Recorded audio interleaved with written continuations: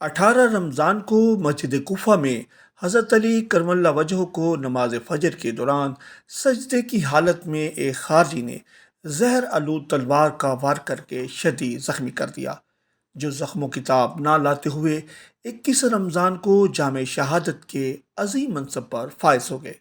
کوفے میں رو رہی ہے، کوفے میں رو رہی ہے، سارے رنگ زہرا جائی۔ دنیا بھر کے لاکھوں مسلمان اس سانحے کی یاد کو تازہ کرنے کے لیے عراق کے شہر نجف اور مسجد کوفہ کا رخ کرتے ہیں۔ اور میں اسپیشل یو کے سے آیا ہوں مولا علی السلام کی شہادت بنانے یہاں پہ کوفہ میں، جہاں پر ان کو ضربت لگی تھی۔ حضرت علی کرم اللہ وجہہ کی شہادت کو 1400 سال گزر چکے ہیں، لیکن آج بھی دنیا بھر سے لاکھوں زائرین عراق کے شہر نجف کا رخ کرتے ہیں اور شہداء کربلا امام حسین علیہ السلام کے بابا سے اپنی محبت کا اظہار کرتے ہیں۔ سید عامر حسین تکوی، نجف اشرف، عراق۔